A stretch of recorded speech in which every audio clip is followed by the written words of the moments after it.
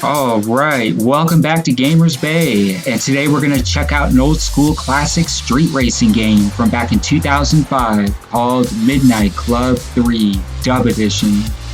So for starters, this game looks, plays, and feels a lot like the GTA series, and well, there's a very good reason for this. This just so happens to be a Rockstar game. And unlike the more modern racing 3D titles that we see today that are more focused on realism, this was more of an arcade racer, but with a lot of wicked customizations, which I'm going to get into more of that in just a minute here. And so there's a lot of awesome vehicles that you can unlock to race with in this game. You have everything from SUVs and trucks to classic muscle cars from the 60s and 70s. There's even sport bikes and motorcycles in this game, believe it or not. And so here's one of the vehicles that I recently unlocked this past week. This is my Lexus GS430. I've upgraded all the internals on this twice so far, so it's pretty well ready for showtime. You can see I got a little bit of ground effects going on there with the lights, etc. I put a new spoiler on it, some new wheels.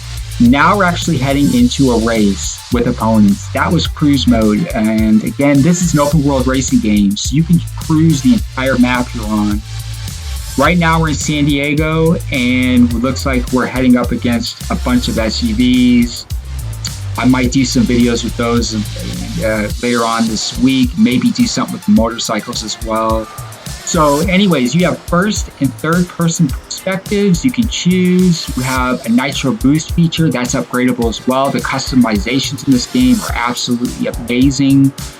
I have not put any body kits in this car yet, just because I simply haven't been able to make up my mind on what kit to put on it. I like how I have the paint, and I do like the lights on it so far. I do plan to do more with it over this next week. And so overall, this is a very well-rounded racing game. There are cop chases, yes. The cops will actually chase you in some of the races. As you can see, there's the ambulance right there. And they are super aggressive. This is not Need for Speed, but man, they will ram you into walls, ram you off the road, and they are super, super aggressive. I will probably do a video to showcase that in the near future as well. There are weather effects in here. The times of day do change as the courses change, and as you go back into cruise mode and into your garage where your cars are kept, etc. The weather changes from day to night and so forth. Now, there's only one thing. I have one concern with the weather effects. With the rain, you start to get a drop in frame rates. There's a little bit of lag. And with the PS2 version, it was pretty bad. So I decided to stick with the original Xbox version instead. By the way, this game was also available on the PSP. I have not played that version. The only ones I played are the PS2 and the original Xbox version. Like I said, I do not recommend the PS2 version. The frame rates they really start to get sluggish. And so there's also a instant replay mode, and we're going to check that out. It covers a lot of very, very good angles for the vehicle during the race. My only complaint is that there's no way to save your recording, and on top of that, you can switch views. You can switch your view, but it will just continue to alternate, and some of the views just look kind of cheesy. So it's okay, but they could have added some more functionality to the instant replay feature. Maybe give people the option to save the race to view at a later date, maybe to upload to YouTube or something like that. And so, yeah, the weather effects I really didn't care for in this game. The customizations are great. The controls are spot on, and they are among the best I've ever seen in a racing game in my life. You can really fine-tune things like your car height, your suspension height, your brakes, your steering sensitivity, and it really feels like you're in control of the car. The analog controls are very sensitive, and they're incredibly responsive. Some races, your opponents are really aggressive and they will ram into you like the cops will. Other times, it's just, they will just stay out of your way. And that's kind of what this race is right here. They're really not. This is just the race to the finish. You get into later matches like the Detroit races. The opponents start getting really aggressive, and you end up with really tight corners you have to turn on. And that's another thing too. You have these arrows that guide you in the races, the directional arrows. I kind of have a complaint about that because, well, sometimes they actually guide you in the wrong direction, and then you have to turn around and go back. So they're not always accurate. One really cool feature about this game, you can catch some serious air. As you can see right here, look at that jump. That is just incredible. I really do like some of the jumps. The jumps that you can maneuver in this game are really good. Very, very, very well-rounded racing game. I wish they would continue this some more. We did see some titles come out in the 360. Now, another thing to note about this game, it's nothing like the originals. I don't know, for those of you who have not played the original Midnight Club games, the vehicles were more cartoon-like.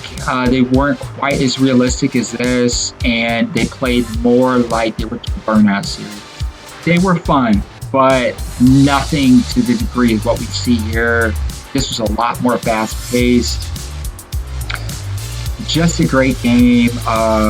You don't have to worry about running into people. They're more like just a hologram in this game. And it seems like if you hit certain objects like a tree, you just go right through it. And that's another thing too. There's no damage in this game.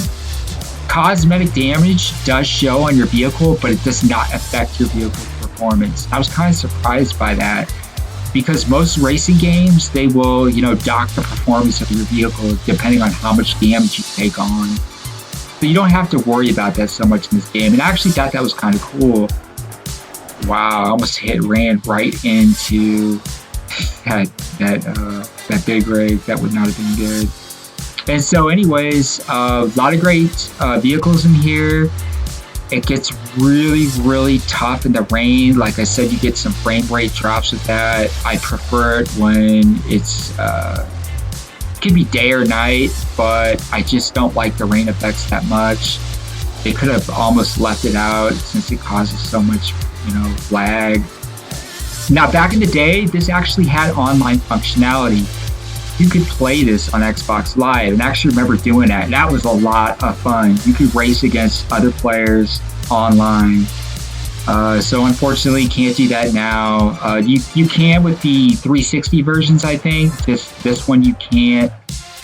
Not unless you're using some sort of a third-party server over the internet. That's possible. I know that there are some ways to do that. But it is what it is. I mean, it's still fun to play. I wish you could still play it online. That would have been a better choice.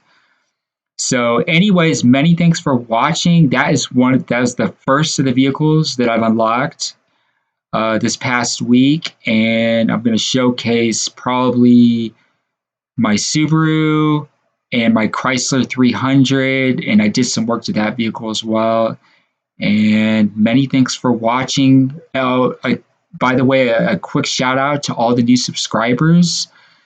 I can't believe it. I was gone for a while. I just got back. Michael Haney's coming back. He's going to be making videos again. I do want to give a big shout out to all of our subscribers and the new ones. We gained hundreds of new subs this last few months.